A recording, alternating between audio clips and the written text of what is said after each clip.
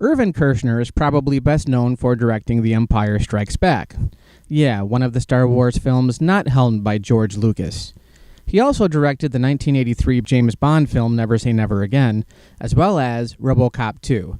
It seemed like after the critical and commercial success of Empire, Kershner was the go-to guy for big-budget Hollywood sequels. But like most famous filmmakers, Kershner started out small with his 1958 directorial debut, Stakeout on Dope Street. Interesting to note, the film was actually financed by Roger Corman. I'm not an expert on Roger Corman, but when you think of Corman, you tend to think of low-budget horror films like The Little Shop of Horrors and A Bucket of Blood. But this is actually a fun crime drama. A far call from The Empire Strikes Back, but it was actually a fun watch. The story centers around a briefcase, or rather the contents of the briefcase, a large can of uncut heroin. At the start of the film, a drug dealer carrying the briefcase gets taken in by the cops when they get intercepted by a couple of gangsters. Trying to escape, the drug dealer tosses the briefcase into the bushes before getting shot. 3 neighborhood boys named Vess, Jim, and Nick find the briefcase and go through its contents, finding mainly women's products. When they come across the heroin, they think it's just women's facial powder and throw it in the trash. It's charming in a way because these kids are portrayed as low to middle class, mainly clean cut, who have no idea what drugs even are. The story switches between the 3 boys, as well as the cops and the mobsters, both who are trying to comb the streets for the missing heroin before the other side finds it first.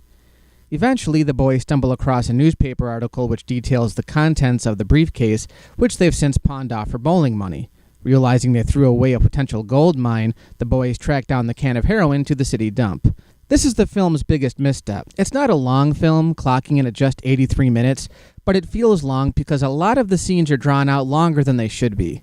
The scene where the boys dig through the trash looking for this needle in a haystack runs for about 3 minutes, and it's nothing more than the boys digging through the trash. They don't even have conversations with one another. It's literally the boys digging through mounds of trash with nothing but this jazzy music playing. The only sound that can be heard during this scene is the sound of the bulldozers pushing away the trash. It's edited kind of weird and could have been accomplished in about 30 seconds of screen time. It's really not a big deal in the overall scope of the movie, but there are several scenes like this that are obviously there to extend the film's runtime. So the boys find the can and now have to decide what to do with it, having no experience in the drug underworld.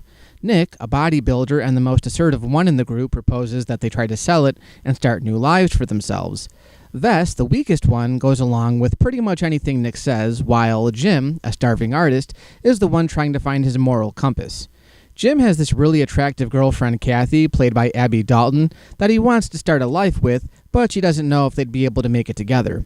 A subtle way of saying, you gotta have a J.O.B. if you want to be with me. Fueled by this, Jim decides to go along with Nick and try to sell the heroin off so he can make some money. They approach an old junkie, Danny, who at first is reluctant to help them until he finds out how much heroin they actually have for sale.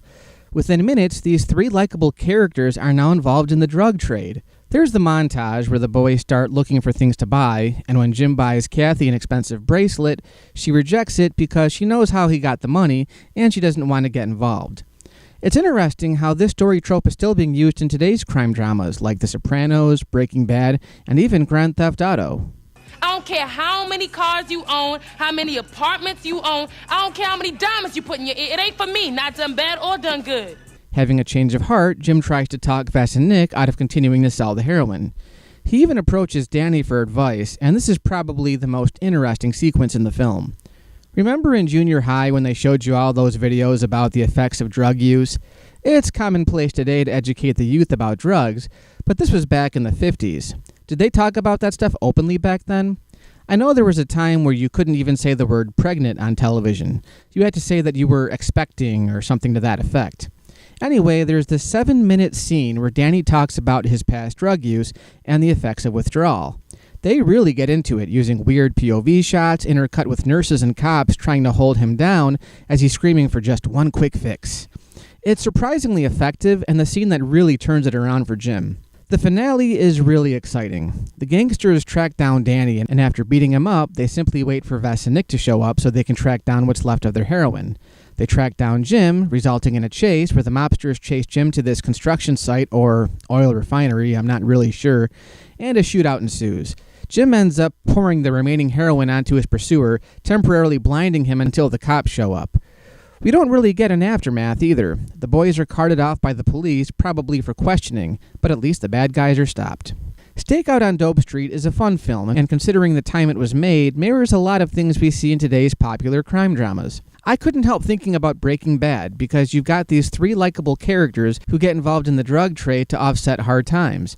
It can feel a little preachy, I guess, but I'm also curious what effect this film had on audiences back when it was released. My generation grew up with all those egg in a frying pan commercials. What are you on? Looks like a frying pan and some eggs to me.